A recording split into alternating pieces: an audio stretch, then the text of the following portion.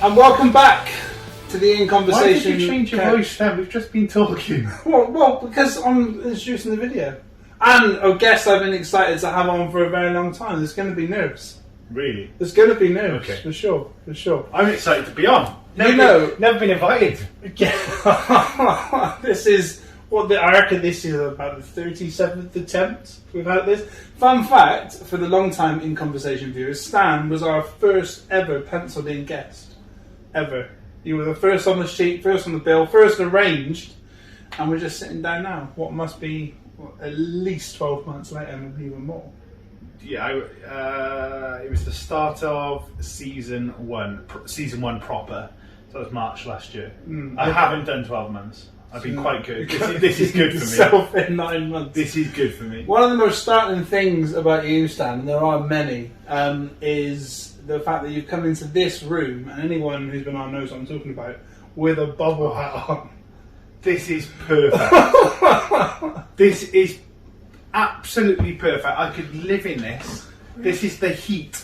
Anyone who hasn't been in this room, it is like a sauna. Message Champo. It is. We want to get you on. Amazing. If you struggle with the cold, come in this room. I wish we got Brad to come in after we couldn't. I got skins on. I got an undershirt. I'd be dead. Loving life. I'd be dead, I think. This is why I'm wearing barely anything. But we're in the In Conversation couch with long-awaited guest Stan. I don't think anyone uses your real name, do they, in the MANvFAT sphere? So we'll keep it as such. Thank you very much for coming on. Normally, I would start off by asking all guests why they came to MANvFAT, what drew them to MANvFAT. That's about a decade ago for you, isn't it? Can you remember what first drew you to Man vs. Fat? June 2018 it was. So it's not a decade ago. Because MANvFAT actually 2 days ago from when we recorded this. That's a month before I was drawn to MANvFAT.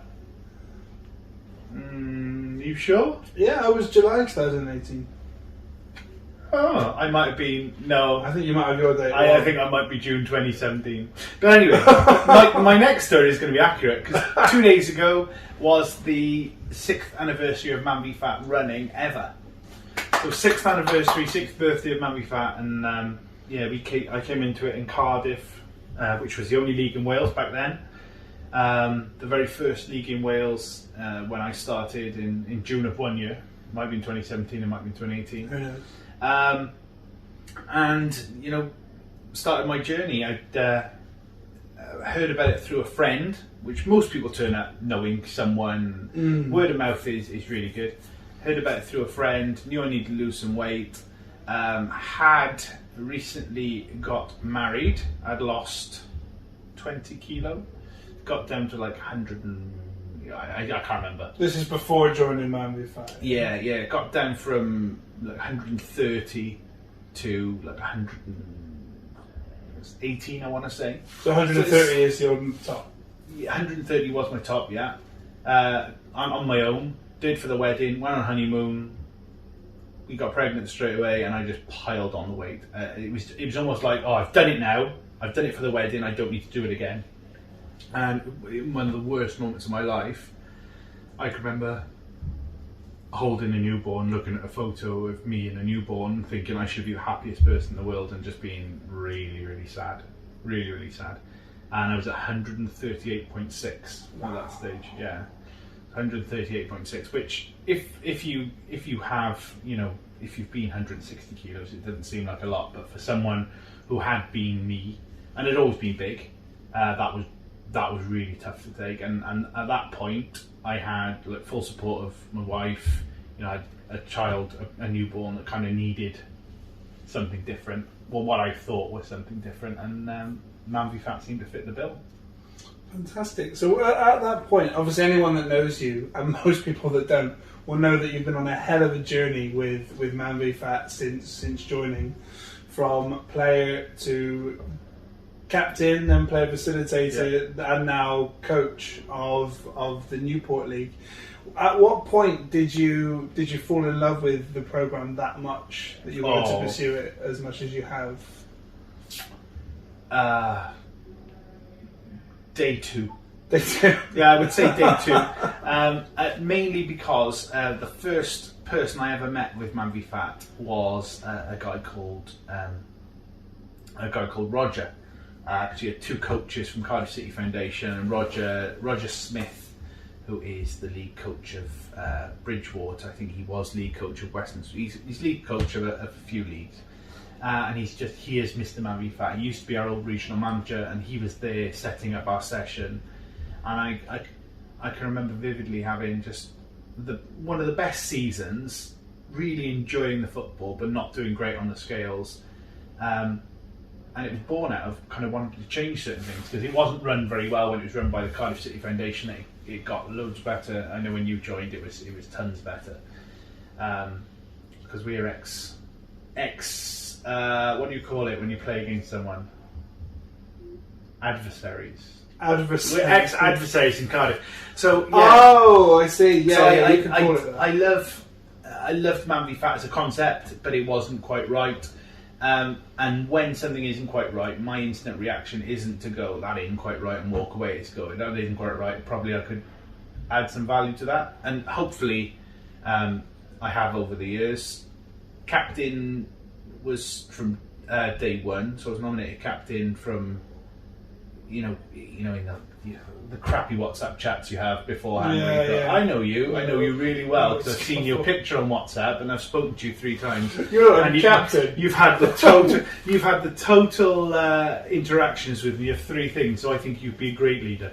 And then applied for the PF. I was I believe, in the first tranche. I think there was about 20 PFs in the whole of the UK. I was in the first tranche of PFs taken on when it was a new role. Is tranche a word? Yeah, with an E on the end as well.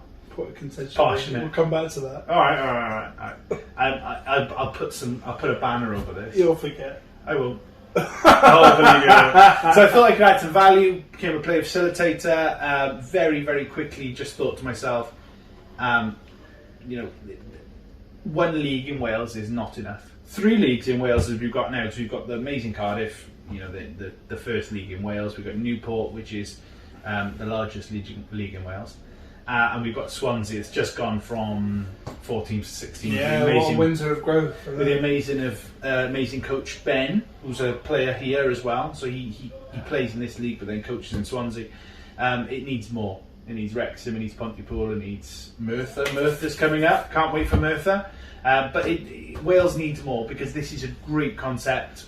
It hooked me from day 2 once I stopped aching so much, and it served a lot of pain. Still does. Fantastic. I think I can look across the whole time I've known you, and there are lots of points of success from really early on. But I remember having a conversation with Dave Quinn in Cardiff back in the day. And he was talking about captains, vice captains, and player facilitators. And I'm a player facilitator, and so is Stan. And I don't think I've ever told you this, but it's then when I thought, well, Stan does that. I think I would quite like to do that too. So I was over the moon when we came here, and I got the chance to do that. And I think what we've been able to do in those roles has been incredible. Do you have a favourite moment? My favourite moment was a bit bittersweet, because historically I have been at BMI. I'm not at the moment, just because I'm kind of comfortable, and I'm fit enough to do what I want to do. I feel comfortable enough in how I am. I still want to lose a bit of weight, 'cause, it's a nice accolade to be right down there. But when I hit BMI for the first time, I think I was the second person in Cardiff to do it. It was very exclusive. And I think there's only been 2 or 3 since, and that's in a good number of years. So hitting that was really good. I was getting 17 points out of 17 in the season. That was powerful. What a dream. Just because it was done as well. It was done in a season that started in October and ended in Jan. Okay. So the fact that it was done over Christmas, I'd lost over Christmas. I think I lost something like 2.5 kilos over Christmas, which obviously is over 3 weeks. But that was hard fought. But I would starting this league, best thing I ever did. Absolute best thing I ever did. But probably, sorry, Rachel. Well, best thing I ever did in MANvFAT. But I said this to a guy, Craig Day, in Cardiff earlier, because I've just been playing in Cardiff myself. The actual best moment of my life, apart from my kids being born and my my marriage, my wedding, was the tournament. When that final whistle went in the tournament, and just everyone ran onto the pitch, and I I couldn't. don't think you did. Nope, didn't go near the pitch. Nothing to do with me. But it's just amazing. That whole day, even the bus being late, even the shambles of that, being on the bus. Mankind's past the bake. So much. There's so much. Tommy just being on the way back, just being out of it, just going, whoa, what has happened? all of those things. Seeing lots of. I don't know whether they were Liam's pants and Gavin's parts, or Liam's parts and Gavin's pants. No, that's the combination. Gavin's parts and Liam's pants. Well, they were fantastic. The pants and the parts. But just generally, the whole day, that for me, that was the peak. What a thing. And of course, so much more to look forward to. I'd be amiss if I didn't talk about your nomination for Southwest Coach of the Year / Coach of the Year. Obviously, everything you've talked about sort of culminates in that. But what's your take on the MANvFAT Awards? Obviously, three weeks away. My take on the MANvFAT Awards is I heard I was nominated, and hugely thankful to be nominated. But actually, for me, it's not about that. And when I stepped back from the actual nomination, I thought to myself, actually. And I said this for Bradley was my first player of the season, coach's player of the season, and James Taylor was my second coach's player of the season. I've got pretty much one thing that I say about them, and that's how they get the award from me. They are insanely coachable, and I think actually Newport, everyone who turns up is insanely coachable and so mouldable, and they're able to listen and take on board and actually do it without you saying it as well. There's a real desire that you've procured here, which is people want to change, and that they've come here to administer that change. Yeah, and the captains here especially, and we actually have quite a turnover of captains. I've done a bit of research on this. In terms of our league, we have lots of people who have been captains and are no longer captains.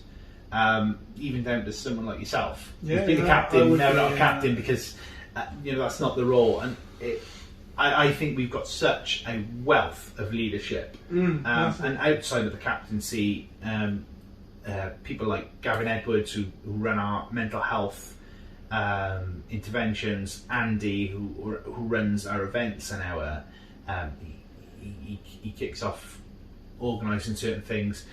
Ross, who's recently taken on the external football, he's doing amazing at that, and absolutely behind the scenes he's doing amazing things. Champs, your nomination with Champs for the media mogul is well deserved. The mogul to my media. Yeah, he is. He would definitely take the mogul over the media. All of that just adds to the strength in depth, and hopefully the offer, because it's the offer that gets people there. It's not the coach. I always say this to new starters. It's not a training plan. It's not a diet plan, and it's not someone doing it for you. It's you, and having the constancy of the teams around you is what makes a success. Constancy is definitely that word. Listen, you'll never find a definition for the here. Tranche and constancy. It's consistency. Wait there. You wait there. Next question. Sorry to interrupt your point. Next question. No, but it's the team around the player. For sure. That's the main thing. Sorry to cut you off. You were making a really good point. I couldn't let you away with it, however. I only have one more question, and you've sort of touched on it, but I'd love to get your opinion in a little bit more detail.